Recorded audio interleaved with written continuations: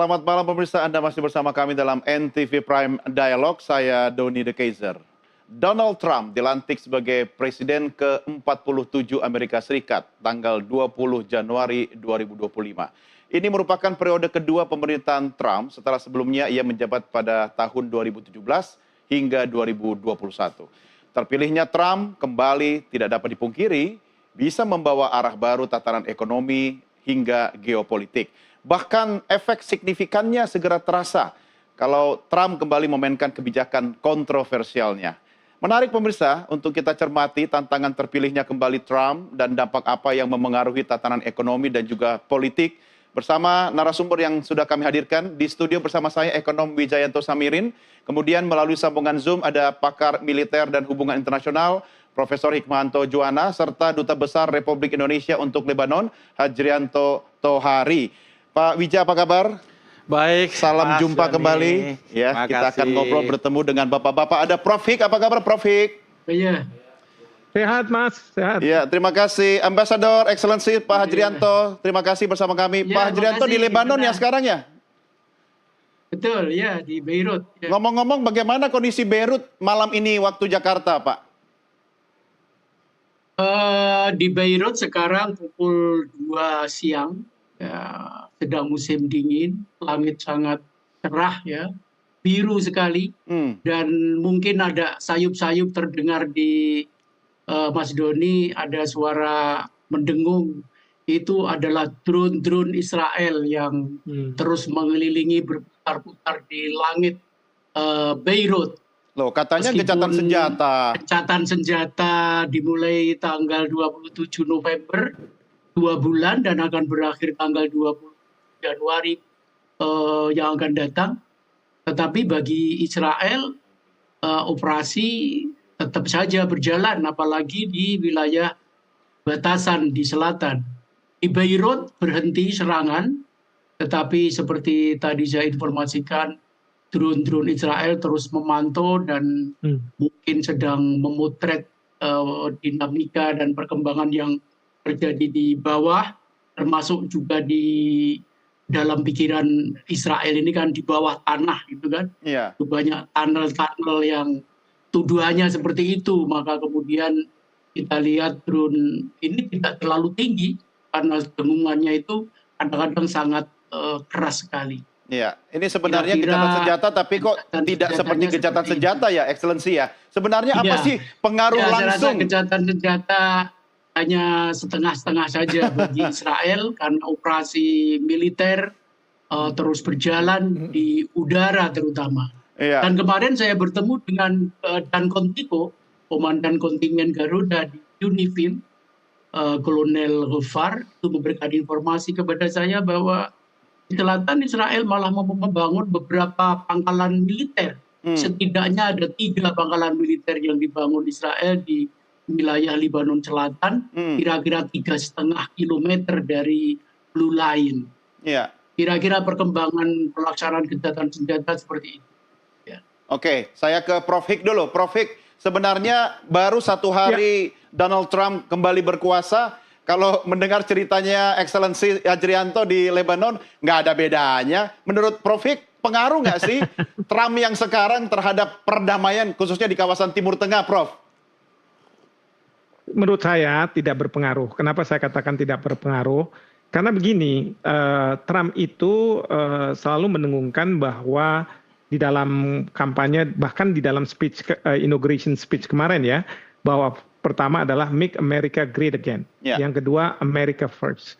Nah, dalam konteks seperti itu, beliau mengatakan bahwa saya akan selesaikan masalah-masalah yang perang dan lain sebagainya, dan masalah-masalah di mana seharusnya kita tidak berpartisipasi dalam perang. Ya, ini rujukannya adalah ke Ukraina. Nah, jadi kalau kita mencermati kemarin pada waktu ada proses kegencatan senjata antara Hamas dengan Israel, itu tim dari Trump itu ada di situ. Bahkan tim dari Trump itu mendominasi ketimbang timnya Joe Biden. Bahkan kalau kita lihat ya apa yang disepakati itu sebenarnya ketentuan-ketentuan yang ada di sana itu justru lebih berpihak kepada Palestina sebenarnya begitu ya. Tapi dugaan saya Presiden Trump melalui utusannya mengatakan bahwa udahlah Israel kamu mengalah saja. Apa yang diinginkan oleh Palestina, oleh Hamas terima saja. Ya, dengan catatan nanti kalau ada pelanggaran maka kita serang. Iya. Ya, karena apa? Trump itu membutuhkan legitimasi baru. Betul. Setelah 23 Oktober yang 2023 itu dikecam oleh masyarakat bahwa serangan balasan Israel itu sudah tidak proporsional, bahkan mengarah ke genosida. Nah, oleh karena itu, Trump ingin mempunyai legitimasi baru pada masa pemerintahannya untuk apa? Melakukan serangan lebih besar. Karena di bulan Desember, Trump sudah mengatakan, saya kalau jadi presiden nanti, saya kalau misalnya mereka ini tidak damai, maka akan saya serang lebih keras lagi, apakah itu ke Hamas, Houthi maupun Lebanon, Hezbollah. Dan yang penting juga beliau mengatakan, saya akan serang Iran, karena menurut Trump, ini semua kan di belakangnya ada Iran. Nah, jadi menurut saya, memang awal ini memang ada gencatan senjata dan sebagainya. Tapi kita harus tunggu, kan ini fase pertama 6 minggu.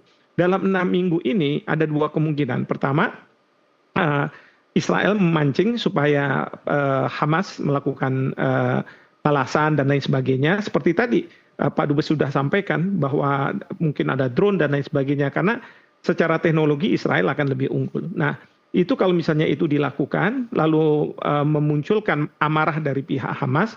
Nah, ini yang akan menjadi dasar untuk Amerika Serikat tidak hanya masuk lewat senjatanya saja, tapi lewat pasukannya untuk masuk ke Gaza. Nah, ini yang kita sangat khawatirkan. Sehingga kalau beliau mengatakan bahwa saya nggak akan mulai serangan dan lain sebagainya pada waktu beliau sudah menang ya dalam pemilu Pilpres, beliau mengatakan seperti itu. Tapi saya nggak yakin bahwa betul-betul Trump ini sudah sudah insaf lah dari masa kepemimpinan yang pertama. Kemudian maksudnya Prof. tidak percaya sama janji politisi yang sekarang jadi presiden atau janji Trump itu sendiri mengingat karakternya. Bagaimana tuh, Prof? Kalau saya sih tidak percaya dengan janji dari Trump ya. Misalnya beliau mau bekerja sama dengan Cina. Beliau mengatakan bahwa sudah melakukan teleponan dengan Presiden Xi Jinping, bahkan dalam 100 hari ke depan beliau akan mengunjungi Cina. Dan TikTok itu yang tadinya dilarang di Amerika Serikat di bawah Joe Biden, sehari setelah sehari sebelum pelantikan, lalu pas pelantikan langsung dibuka. Kan orang senang gitu ya, oh ini benar ada kerjasama. Tapi Trump langsung bilang, tapi saya minta 50% dari penghasilanmu. Nah ini dia digetok. Ini kalau misalnya perusahaan, karena dia kan latar belakangnya pebisnis ya, perusahaan itu yang disebut sebagai hostile takeover. Ngambil, tapi pelan-pelan, tapi kemudian dihajar dari belakang. Kira-kira seperti itu. Nah, ini menarik nih Pak Wijayanto yang harus komentarin. Dari aspek ekonomi sebenarnya Trump sekarang ini lebih bagus dibanding Trump dulu kah untuk hubungan ekonomi Indonesia dengan Amerika? Oke, jadi kita harus pahami ya, Trump, Elon Musk, ini kan sebenarnya influencer. Kalau saya amati dalam bidang ekonomi, apa yang mereka narasikan itu selalu lebih bombastis dari apa yang akan mereka kerjakan. Karena Amerika sekarang punya banyak keterbatasan. Contoh konkretnya, hari pertama dilantik, beliau membacakan perpresnya, kalau di sana kan executive orders gitu ya, sambil ngobrol dengan media, disiarkan langsung. Ini kan seperti, a show. Dia betul-betul gaya influencer. Betul, gaya influencer. Dalam prakteknya, saya rasa di bidang ekonomi, Amerika punya banyak keterbatasan. Misalnya, apa yang didorong oleh Trump terkait dengan kebijakan di masa-masa awalnya. Ada dua yang bertolak belakang. Yang pertama misalnya akan mendorong tarif. Tapi kebijakan lain yang akan dia dorong adalah menurunkan biaya hidup, menurunkan inflasi. Nah ini kan sesuatu yang bertentangan. Ketika tarif dinaikkan, sudah pasti itu hampir 100% kenaikan tarif itu akan dibebankan kepada konsumen di Amerika Serikat. Inflasi akan melejit. Dalam konteks American First, saya rasa Trump akan memilih mengendalikan inflasi terlebih dahulu daripada hal-hal yang lain, termasuk pengenaan tarif. Ya, Trump itu dari perspektif pengusaha, bukan ekonom ya? Menurut saya dia dari aspek influencer, pengusaha, dia ingin populer, mendapatkan support dari masyarakat. Kebijakannya harus populis begitu ya? Sangat populis. Dan kita juga harus melihat gitu ya, ketika Amerika akan menerapkan satu kebijakan, ada dua hal. Amerika secara ekonomi sekarang lebih lemah daripada 2017. Teman-teman Amerika, apakah itu EU dan negara-negara Jepang dan lain sebagainya, itu jauh lebih lemah daripada 2017. Jadi pilihan-pilihan Trump dalam bidang ekonomi ini akan sangat terbatas. Sangat terbatas. Amerika lemah, sekutunya pun lemah. Iya. Oke. Saya rasa dia akan mencoba memainkan ancaman-ancaman itu sebagai pintu untuk membuka negosiasi. Seperti tadi yang disampaikan Prof. Hik. Terkait dengan TikTok. Ujung-ujungnya ini kan bisnis diambil alih. Deal. Dan kita jangan kaget ketika suatu saat ternyata Elon Musk itu mempunyai 50% saham TikTok gitu ya. Dengan Elon Musk sekutunya Trump ya. Dia menguasai Starlink, dia menguasai TikTok, dia menguasai X gitu. Mungkinkah itu bagian dari deal-dealan ketika kemudian Elon Musk memutuskan untuk mensupport habis-habisan Trump dalam masa kampanye? Saya rasa tidak ada yang tidak mungkin. No free lunch ya? Tidak ada yang tidak mungkin dalam konteks ini gitu ya. Kita lihat ya stylenya Trump, kita juga lihat stylenya Elon Musk. Berkali-kali melakukan sesuatu yang di luar kaidah-kaidah yang orang menganggap normal dan wajar. Dan untuk menjaga soal popularitas tadi, dia membutuhkan media yang paling terkini. Walaupun terkait TikTok misalnya, melanjutkan apa yang disampaikan oleh Prof. Hik tadi. Walaupun akhirnya ya ini negosiasi bisnis, harus ada jual beli, harus ada fair value, harus ada kompetisi. Siapa yang paling lukratif sekarang ini di Amerika selain Elon Musk? Siapa yang akan mendapatkan benefit luar biasa dari transaksi ini selain Elon Musk? Karena dia di sisi lain sudah punya X gitu ya. Dan ketika Trump menang, kekayaan dia otomatis melejit 20%. Jadi ujung-ujungnya duit ya? Saya rasa begitu. Butuh modal untuk maju 4 tahun lagi. Tapi udah nggak boleh ya? Dia udah kalau in a row ya nggak boleh ya? Saya nggak tahu kalau di Amerika. Tapi saya ingin kembali ke Ambasador Pak Dubes Hajrianto, kalau Trump itu kita anggap misalnya mendukung perang ini dari perspektif Amerika kan bisnis ya, war is a business gitu. So bagaimana kita kemudian bisa meyakinkan diri atau dunia internasional bahwa Trump bisa menjadi penjaga perdamaian abadi, apalagi sekarang lagi gencatan senjata antara Hamas dengan Israel. Perspektif Pak Hajrianto seperti apa, Excellency? Ya, kalau kita melihat Trump pada kepresidenannya yang kedua sekarang ini, saya rasa tidak akan terlalu jauh dari kepresidenan Trump yang pertama. Kalau kita lihat pada kepresidenan yang pertama, pembantu-pembantu Trump itu adalah pendukung-pendukung radikal Israel. Seperti misalnya Mike Pompeo, itu luar biasa ya, dia seorang bahkan dirinya sendiri mengklaim secara eksplisit di berbagai kesempatan berpidato sebagai seorang evangelis, dan itu adalah bukan hanya mendukung Israel secara politik tetapi juga secara kebudayaan. Memang Trump itu memiliki retorika yang luar biasa terhadap perdamaian Timur Tengah, khususnya perdamaian Palestina Israel. Dia berhasil mengajukan dua konsep perdamaian. Yang pertama antara Israel dan Palestina yang berjudul Peace to Prosperity, dan kemudian perdamaian Timur Tengah secara keseluruhan bahkan sampai ke negara-negara Islam yang dia namakan dengan Abraham Accord atau kesepakatan Ibrahim. Dan perlu Mas Doni katakan bahwa kesepakatan Ibrahim atau Abraham Accord itu sudah didukung oleh 6 buah negara Arab selain Mesir dan Jordan. Seperti kita ketahui, Mesir itu berdamai dengan Israel tahun 79, Jordan tahun 94, dan kemudian sekarang ditambah dengan 4 negara yang sudah menyatakan secara eksplisit, yaitu Uni Emirat Arab, Bahrain, Maroko, dan Sudan. Dan sebetulnya di bawah permukaan sudah ada 2 lagi yang akan mendukung itu. Dan Abraham Accord itulah yang juga dijajakan oleh Trump ke negara-negara Muslim atau negara-negara yang mayoritas penduduknya Muslim yang selama ini sangat mendukung Palestina, termasuk di dalamnya Indonesia, untuk ikut bergabung ke sana. Konteksnya bergabung dalam Abraham Accord itu, klausul yang pertama adalah membuka hubungan diplomatik dengan Israel. Secara retorika memang luar biasa, tetapi kalau kita kuliti apa yang namanya peace to prosperity itu sebetulnya adalah legalisasi dari apa yang selama ini dapat kita sebut sebagai cita-cita dan sekaligus ideologi Zionisme. Ya. Karena misalnya dalam peace to prosperity itu Palestina itu harus untuk menuju menjadi suatu negara yang merdeka, dia harus melakukan demilitarisasi misalnya. Jadi tidak boleh punya militer. Akan kemudian juga pengungsi tidak bisa pulang ke kampungnya. Pengungsi Palestina yang di Lebanon saja berjumlah 420.000. Di berbagai negara Arab termasuk di negara-negara barat jumlahnya mereka bisa mencapai sekitar 4,5 juta. Dan yang paling hebat lagi adalah dalam peace to prosperity itu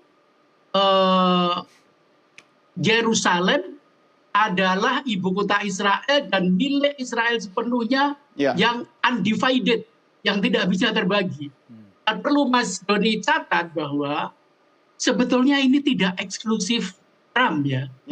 Karena Kongres Amerika itu kan mengeluarkan Jerusalem Embassy Act, ya, semacam papil undang-undang tentang Yerusalem yang menyatakan bahwa Yerusalem itu ibu kota Israel, undivided, dan kemudian sepenuhnya punyanya Israel, dan karena itu maka Embassy Amerika di Tel Aviv harus dipindah ke Yerusalem. Itu oleh Presiden Clinton, Presiden Bush, dan Presiden Obama itu tidak diimplementasikan undang-undang itu, karena dianggap akan membuka ketegangan baru antara Amerika dengan negara-negara Arab dan negara-negara Muslim, dan lebih daripada itu akan menjadi potensi kerusuhan yang luar biasa. Maka 3 presiden itu melakukan istilahnya setiap 6 bulan menandatangani permintaan pelaksanaan undang-undang itu. Padahal itu dijanjikan semua di kampanye Pilpres oleh Obama, oleh Clinton, oleh Bush. Sebagaimana Trump menjanjikannya juga dalam kampanye pemilu. Tetapi Trump setelah menang betul-betul mengimplementasikan undang-undang tahun 95 itu dan memindahkan kedutaan besar Amerika di Tel Aviv ke Yerusalem. Baik. Ini menarik. Itu maka saya tidak melihat ada prospek depan terhadap perdamaian Palestina Israel yang diprakarsai oleh Amerika Serikat. Karena konsep perdamaian oleh Amerika itu sedemikian pincang, keberpihakannya yang luar biasa tampak, bukan hanya secara di bawah kalimat-kalimat dalam klausul-klausul perjanjian tersebut, tetapi eksplisit. Sebuah rancangan perdamaian yang sangat pro Israel yang saya rasa mustahil itu akan diterima oleh Palestina. Bahkan ketika peace to prosperity itu diajukan oleh Clinton yang dia sebut dengan bombastis, tadi Pak Hik dan Pak Wijayanto tepat sekali kalau Trump ini sering sekali menggunakan istilah yang bombastis. Peace to prosperity itu disebut sebagai deal of the century. Jadi deal abad ini. Tapi oleh Palestina, oleh Presiden Mahmud Abbas yang sangat lunak, sangat pro perdamaian, bahkan dalam perspektif perjuangan Palestina dia dianggap sebagai orang yang sangat lemah. Itu saja menyebut peace to prosperity itu bukan deal of the century, tetapi tamparan abad ini. Baik. Tamparan abad ini. Ini menarik ya. Saya berpikir mungkin Trump juga terinspirasi dengan lagu lama Indonesia, kau yang berjanji, kau yang mengingkari gitu kan. Tapi ya saya kembali ke Prof. Hik ya. Prof. Hik, ini Trump baru hari pertama dilantik, kemudian dia membuat sebuah kebijakan yang menurut saya luar biasa, kontroversial, unik, menarik ya, beda dengan sebelumnya. Ada 4 catatan saya. 1, dia langsung cabut aturan Biden. Ya, ada 3 soal Kuba yang kategorinya kemudian dikembalikan ke negara pendukung teroris, kemudian soal permukiman tepi barat dan pengawasan AI. Yang kedua, keluar dari WHO. Kemudian yang ketiga, bye-bye Paris Agreement, dan yang keempat, dia hanya mengakui 2 gender. Nah, ini menarik. Catatan Anda, Prof. Ya, yang pasti adalah Trump itu tidak membuang-buang waktu. Jadi pertama adalah apa yang sudah dibuat oleh Presiden Joe Biden akan dibalikin semua pada saat dia sudah dilantik. Itu yang pertama. Yang kedua, bahwa dia tidak percaya nih, dan itu kan mendapat dukungan dari masyarakat Amerika terkait dengan vaksin, dengan ini dan sebagainya. Ini dianggap sebagai konspirasi Cina. Nah, akhirnya dia keluar dari WHO dengan mengatakan bahwa masa kita harus membayar lebih besar daripada Cina, padahal Cina lah yang memulai misalnya terkait dengan COVID-19, begitu kan? Nah itu kan sangat sangat berbalik lah kira-kira seperti itu. Nah dan itu waktu beliau ada menjadi presiden itu juga sudah beliau lakukan, tapi kemudian tidak dilanjutkan oleh Joe Biden. Kembali lagi. Nah yang ketiga terkait dengan masalah gender, kalau ini masalah ideologi dari Partai Republik yang memang dekat dengan agama. Nah di dalam ideologi ini kan tidak ada nih istilahnya transgender atau misalnya binary dan lain sebagainya. Pokoknya jenis kelamin adalah hanya laki dan perempuan saja, selesai.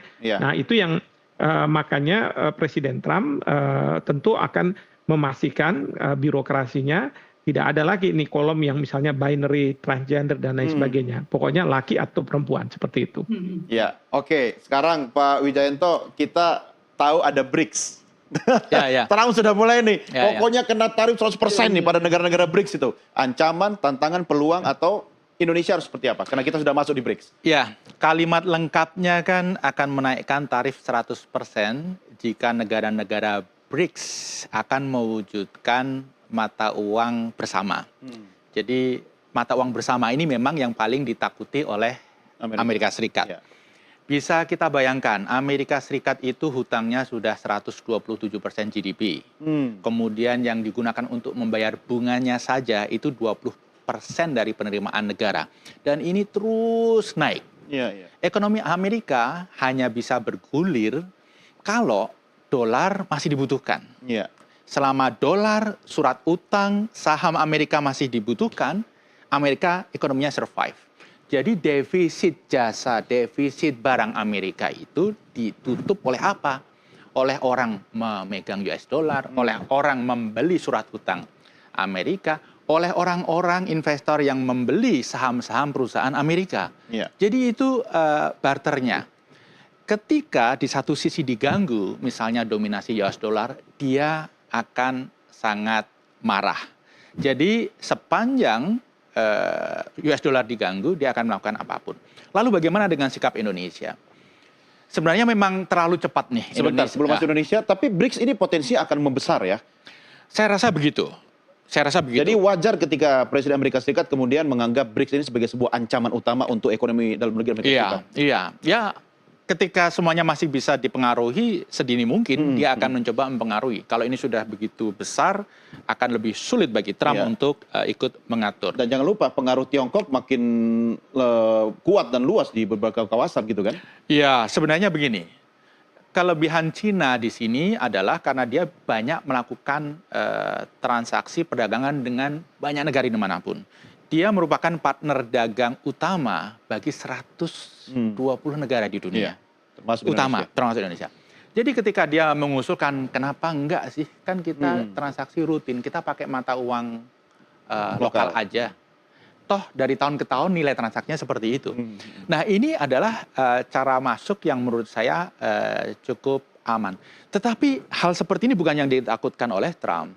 Yang ditakutkan oleh Trump ketika ada mata uang tunggal, ketika mereka punya alternatif pengganti SWIFT. Kan ini entry point-nya kan, sebenarnya kan akan ke situ. Nah, posisi Indonesia menurut saya kita harus mengambil sikap seperti India. Gimana? Dia bagian dari BRICS, tapi dia mengatakan sejak awal tidak tertarik untuk membentuk pengganti SWIFT, untuk membentuk mata uang bersama. Jadi posisi itu menurut saya yang harus diambil oleh Indonesia. Tidak hanya main aman, kita juga melakukan sesuatu untuk kepentingan Indonesia. Apa sih kepentingan Indonesia BRICS mempunyai mata uang sendiri gitu? Bagi Indonesia, ketika Indonesia dan Thailand bertransaksi dengan mata uang lokal, Indonesia India dengan mata uang lokal, Indonesia Cina dengan mata uang lokal, itu bagus karena akan memperkuat rupiah. Ada kaitannya dengan nilai perdagangan Indonesia dengan Amerika Serikat? Saya rasa nilai perdagangan Indonesia dengan Amerika Serikat memang kita harus hati-hati di sini ya. Walaupun bagi Amerika tidak besar, tapi bagi Indonesia ini besar, dan surplus perdagangan kita dengan Amerika itu yang kedua setelah Cina dan setelah India. Dan produk yang kita jual ke Amerika itu adalah produk-produk manufacture. Jadi kita juga harus hati-hati menjaga ini, karena mempekerjakan begitu banyak tenaga kerja. Nah, menurut saya ketika kita sudah masuk dalam BRICS, narasi kita harus jelas. Seperti yang disampaikan India, menurut saya ini tidak akan menyinggung perasaan tapi kita belum memilih narasi seperti India kan?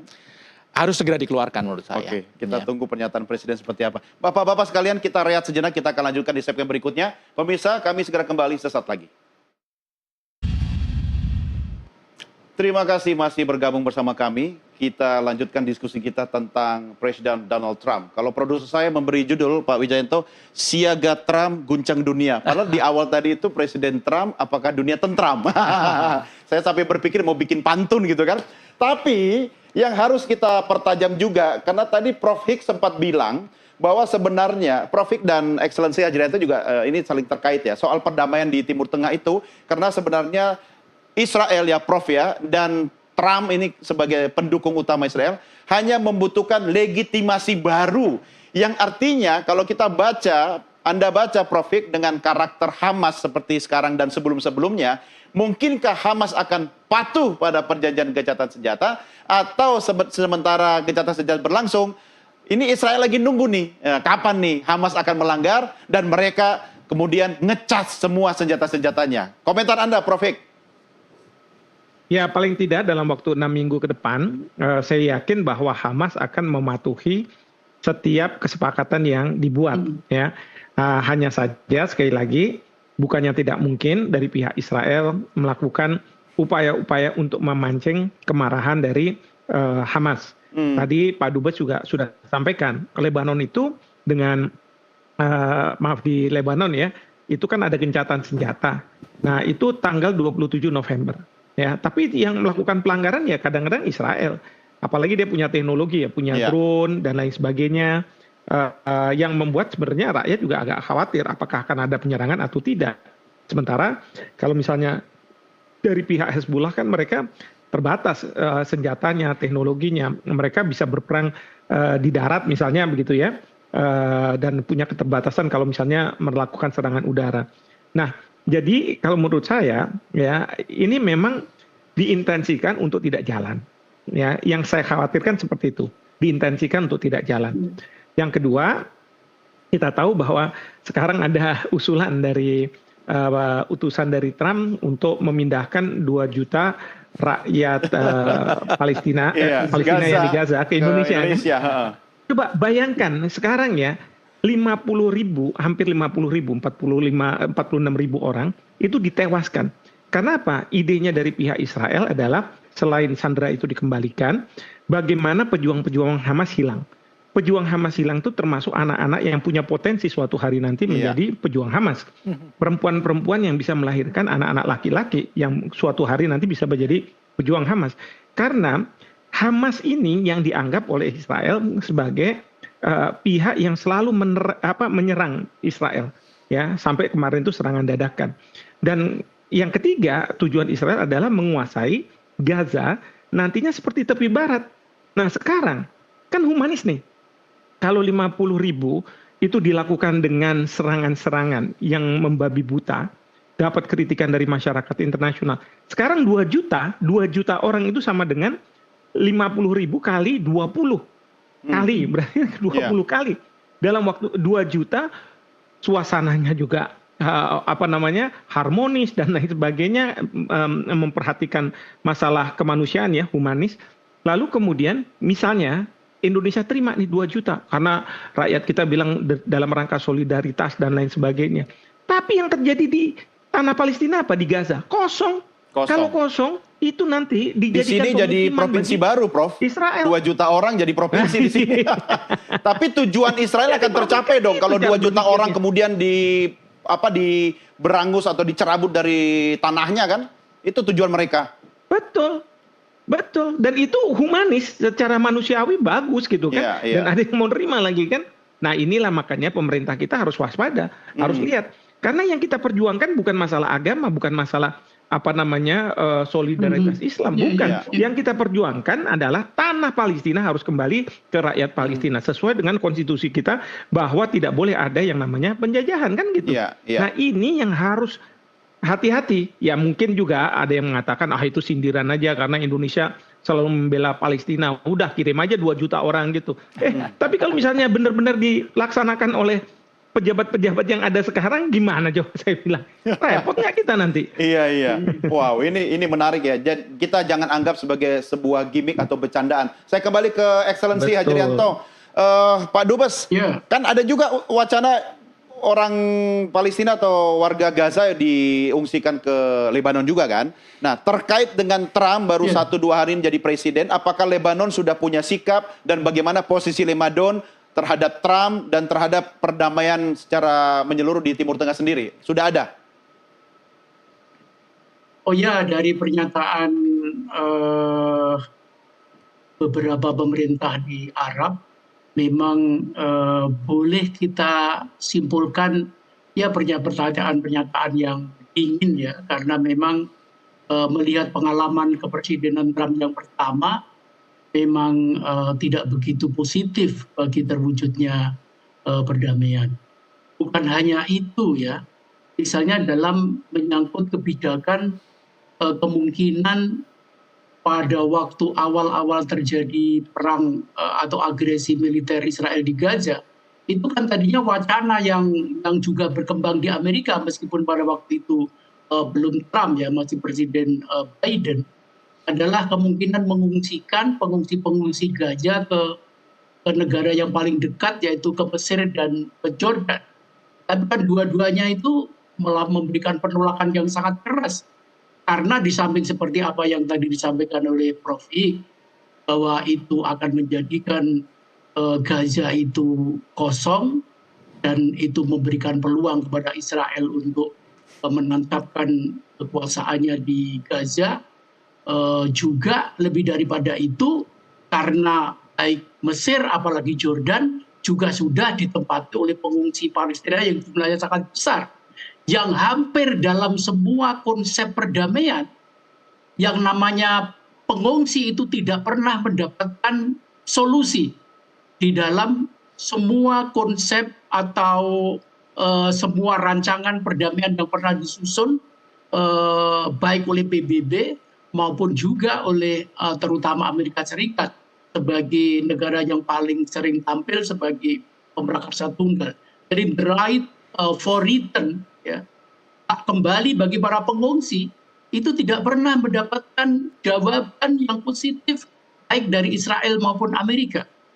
Padahal kalau kita membaca misalnya biografi Edward Said ya, The Oath of Peace ya, betapa konkret dan nyatanya itu seorang Edward Said itu memiliki rumah di Yerusalem Barat yang sampai dia menengok beberapa kali warna cat jendelanya, bentuk pintunya, warna dindingnya dan sebagainya, semuanya masih ada dalam memori dia.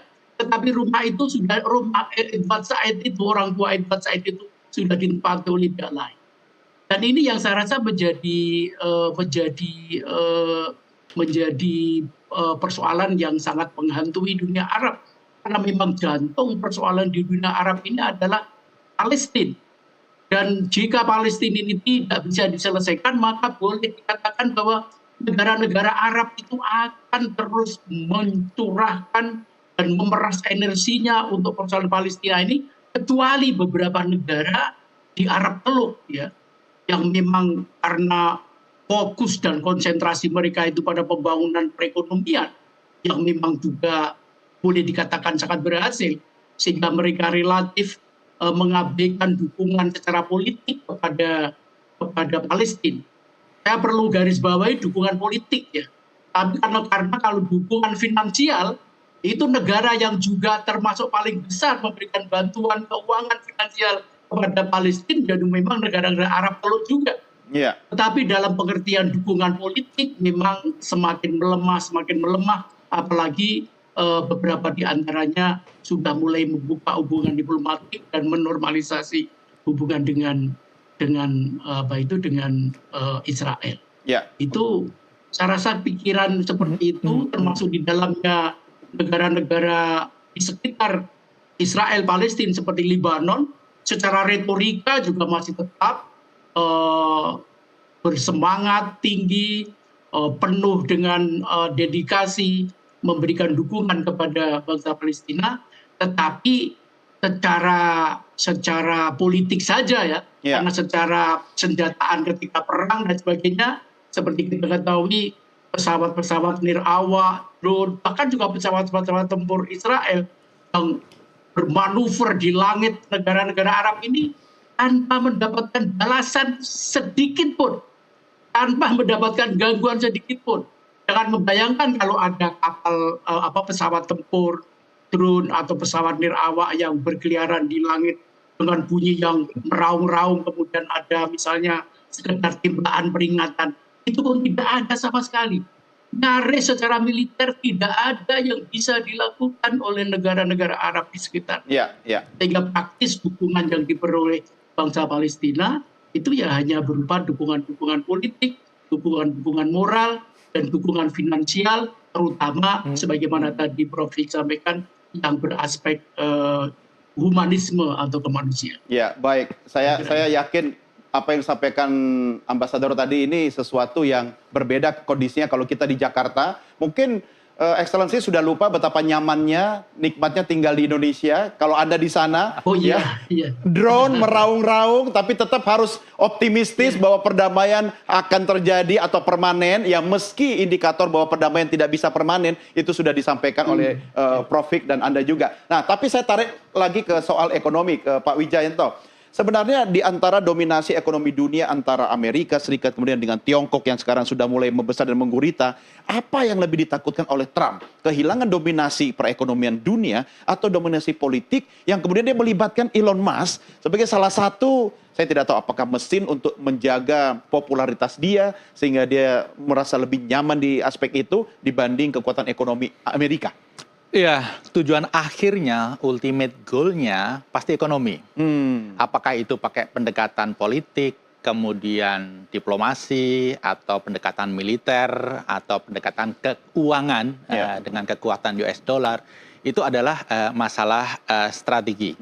Kalau kita lihat narasi Trump, apapun yang digaungkan, itu ujung-ujungnya ekonomi kok. Misalnya, dia menolak hal-hal yang sifatnya pro-environment. Paris dia keluar, kemudian windmill dia nggak setuju segala macam. Ujung-ujungnya karena situasi Amerika sekarang ini, dia sedang surplus minyak, dia sedang surplus gas. Karena eksplorasi mereka terkait shale gas itu ternyata sangat sukses. Jadi apakah kemudian dia mengancam NATO akan mengurangi kontribusinya, negara NATO harus meningkatkan kontribusinya 5% dari GDP. Saya yakin ujung-ujungnya adalah deal. Supaya kita akan tetap support, tetapi tolong beli minyak, tolong beli gas kami. Ini terkait dengan apa yang terjadi di Ukraine. Sebenarnya Amerika juga sangat diuntungkan. Karena minyak dan gas Rusia di stop, ujung-ujungnya mereka mengambil dari Amerika. Coba bayangkan kalkulasinya. Amerika membantu Ukraine itu dalam bentuk apa? Senjata, ekspor itu. Kemudian pada saat yang bersamaan dia menuntut ada balance atas bantuan ini. Dalam bentuk apa? Membeli minyak kami, ekspor. Jadi Amerika sebenarnya sangat secara ekonomi sangat diuntungkan dengan apa yang terjadi sekarang. Jadi apapun itu ujung-ujungnya adalah ekonomi. Oke, Anda membaca bahwa 4 tahun masa administrasi Presiden Trump itu akan terwujud di tengah suasana geopolitik dan ekonomi global kita sekarang ini? Saya rasa tadi kita sudah singgung, situasi 2017 dengan sekarang sangat berbeda. Dunia lebih dinamis sekarang, kemudian Amerika lebih lemah sekarang. Negara-negara sekutu Amerika secara ekonomi juga lebih lemah sekarang ini.